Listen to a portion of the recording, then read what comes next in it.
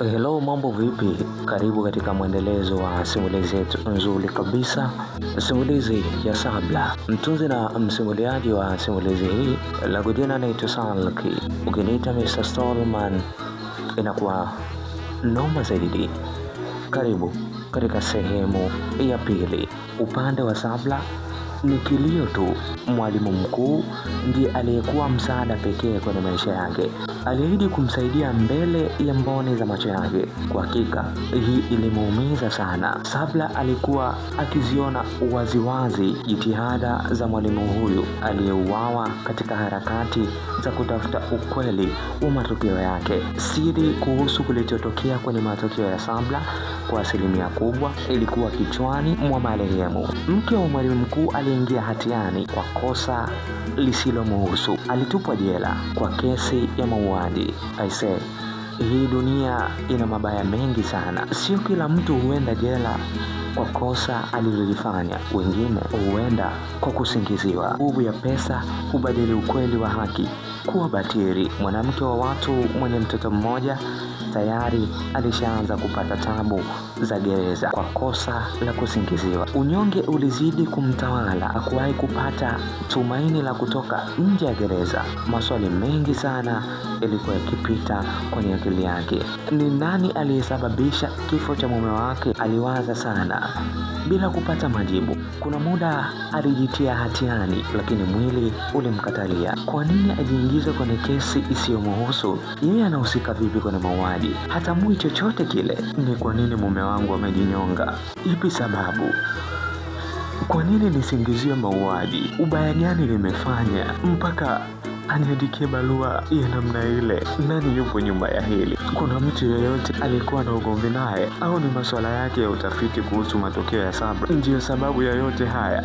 Nahisi ni hivyo bwana. Matokeo ya Sabla ndiyo chanzo cha kifo cha mume wangu. Safina, mke wa mkuu wa shule, aliwaza sana bila kupata majibu. Basi alijikaza kidogo. Hapo ndipo alipokumbuka maneno fulani hivi kutoka kwa mumewe. Maneno ya mwisho kuzungumza na mume wake. Safina alikumbuka ile siku ya mwisho mumewe alimwaga kuwa anaelekea kukutana na waandishi wa habari awaeleze ukweli kuhusu uwizi wa matokeo ya Sabla. Binti mdogo wa kimasikini mwenye akili nyingi katika taaluma yake. Safina alijitahidi sana kutaka kujua ukweli ni siri gani mume wake aligundua kutoka kwenye staka hilo. Mkuu wa shule alikataa katakata kumweleza mkewe ukweli wa tukio wa yale aliyoyabaini. Safina alijitahidi sana kumshawishi mume wake. Mwisho wa siku alikubali, lakini alimwahidi ya kwamba atamweleza baada ya kurudi kwenye mkutano wake na waandishi wa habari. Mke alikubali. Alibaki akiwa na shauku kubwa ya kutaka kujua ukweli. Akili yake ilimpasha habari ya kuwa anapaswa kuwa na subira, avumilie, ataelezwa tu ukweli. Baada ya mume kurudi jioni, alionekana mwenye kuchoka sana. Safina alipohitaji kutimiziwa ahadi yake, mume alisisitiza kuwa amechoka sana. Hivyo siku iliyofuata alimpasha kuwa atamweleza kila kitu. Usiku wa siku hii ndio usiku ambao Bwana Sadiku aliweza kujinyonga. Hivyo mke hakupata nafasi ya kujua ukweli hata kidogo. Toka aliporudi kwenye mkutano alionekana ni mtu mwenye kuchoka sana. Hivyo mke alimpa nafasi ya kupumzika. Kabla ya ukweli kutambulika, mume alishaiaga dunia. Huku Sabla maisha yameshakuwa magumu. Hana tumaini lolote kuhusu masuala ya elimu. Hapo ndipo ilipomlazimu auingilie mtaa kuchakalika. Wazi kabisa aliamua kupambana na maisha. Bado akiwa binti mdogo wa miaka 16, mtaa ulimkaribisha kwa shangwe na vigelegele. Ukamsalimu kwa tabasamu la hali ya juu. Ukampokea kwa vifijo na nderemo tele, ishara ya makaribisho mema ya utafutaji wake. Mtoto wa tajiri ambo anaitwa Farida. Kichwani hana akili hata kidogo. Yeye anabebwa na nguvu za fedha. Sasa amehitimu shahada ya udaktari, lakini hana anachokijua zaidi ya kuchoma sindano na majina ya dawa. Hajui hata hizo dawa zinafanyaje kazi. Kutokana na uwezo mkubwa wa kifedha alionao, baba yake aliingizwa kwenye wizara kubwa ya afya akiwa msimamizi wa kitengo cha uchunguzi wa magonjwa sugu yanayosumbua binadamu, hasa kansa za aina zote. Kwa hakika hili jukumu lilikuwa hewa mikononi mwa binti Farida. Watu wengi walitoa sadaka kuhudumiwa na daktari huyu.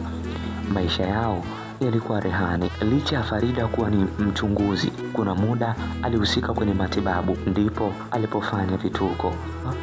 Alipotibia mgonjwa, maajabu yalihalisika. Mpaka mgonjwa mwenyewe alishangaa, amekutana na daktari au amekutana na muuaji.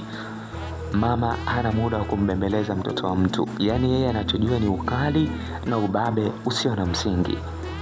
Kwa kiasi kikubwa timu aliyokabidhiwa ilimpa msaada mkubwa sana, kiasi cha kupata nafuu katika baadhi ya mambo. Ndani ya wizara hii ya uchunguzi palikuwepo na bwana mmoja, mtaalamu wa huduma za mionzi aitwaye Salmando. Mwenyewe anapenda kujiita Dr. Sali. Dr. Sali Mionzi anapenda sana kazi yake. Huyu alikuwa ni msaada mkubwa katika wizara hii. Alikuwa na uwezo mkubwa sana wa kutibu magonjwa hatari, japo sekta yake ni ngumu. Wagonjwa wengi wanaokutana nao ni wale wagonjwa waliokata tamaa kabisa kupona. Jambo pekee analolifanya ni kuwarudishia imani ya kuishi.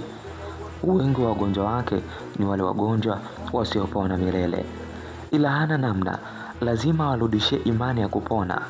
Kuna muda hadi wagonjwa husahau matatizo yao. Wachache wapo wanaopona. Safina amekufa ameoza juu ya Dr. Sali Mionzi. Anatamani apate penzi kutoka kwa huyu jamaa.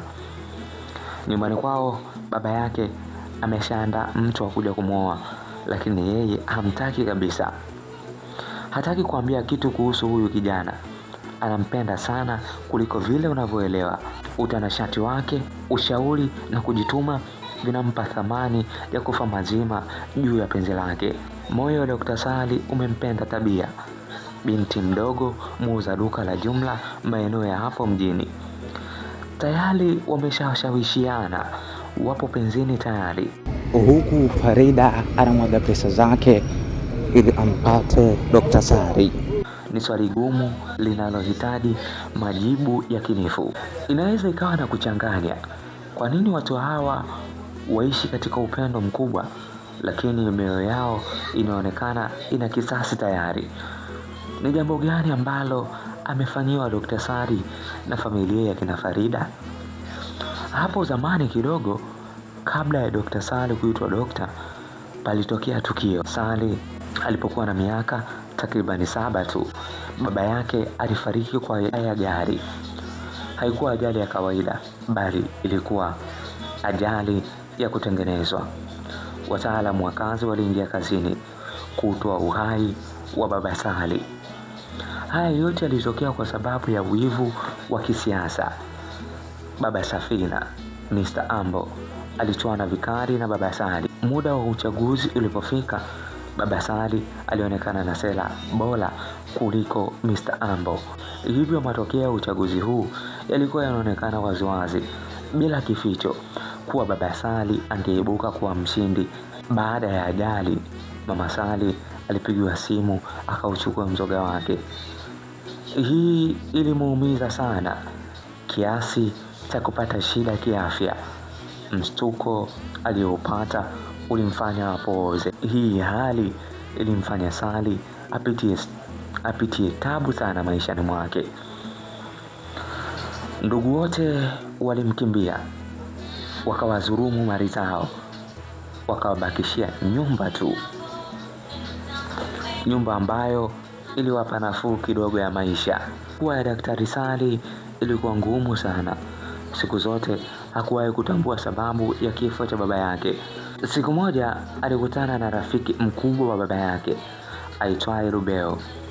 Alimkarisha chini, alimweleza yaliyojiri kwenye maisha yake. Awali alikuwa akielewa dhuluma ya mali kwa ndugu zao, ila hapa alifungulia kurasa kuhusu adui wa familia yao.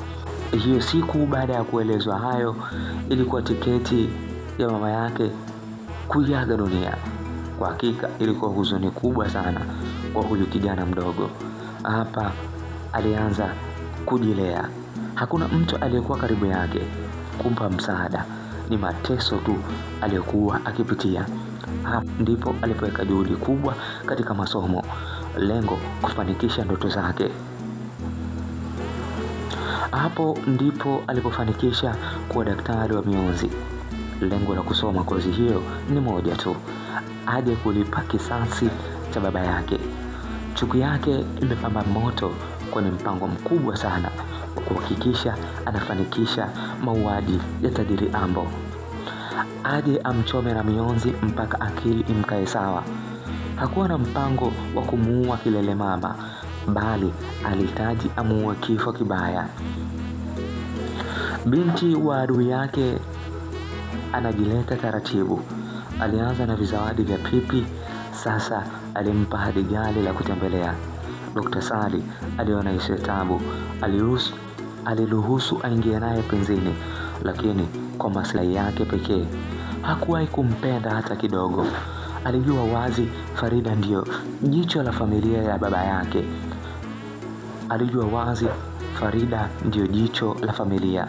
Baba yake anampenda sana. Ukaribu wa binti huyo mzuri, mwenye sura ya kuvutia, mwenye roho mbaya moyoni, alihisi utamsaidia sana kutimiza lengo lake. Alimuigizia tu upendo, lengo lake lipo moyoni. Binti wa adui yake sasa yuko kwenye himaya yake, anamtumia tu vile anavyotaka.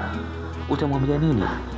Anamvutia tu kasi ya mlipuo vibaya, yeye na baba yake.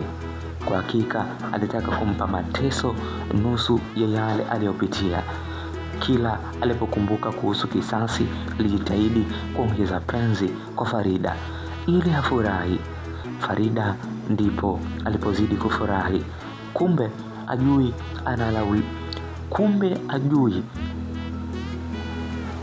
anauliwa taratibu bila ya yeye kufahamu chochote.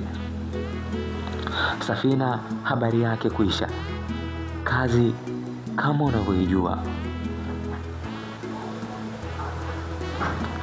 unavyojua, watoto wa kitajiri wakipenda huwa wanapenda kweli. Yaani wanapenda mpaka kiwango cha mwisho. Wanakuwa tayari kufanya chochote kile wapate kile wanachokipenda.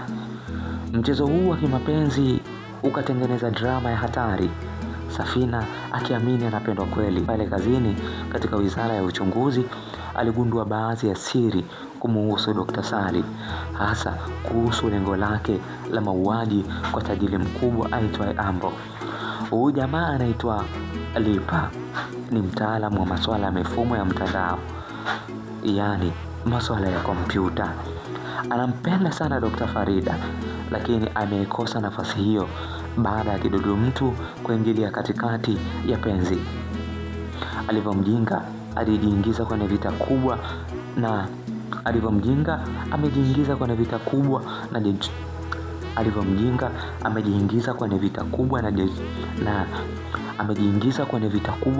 ameshafanya mauaji mengi sana kwa siri kubwa. Mauaji haya si ya wengine, bali ni mauaji kuhusu washiriki wa kifo cha baba na mama yake. Upande wa pili Ambo anamtumia mtoto wake mkubwa Hamdi kutenda mauaji, kuendelea kujinufaisha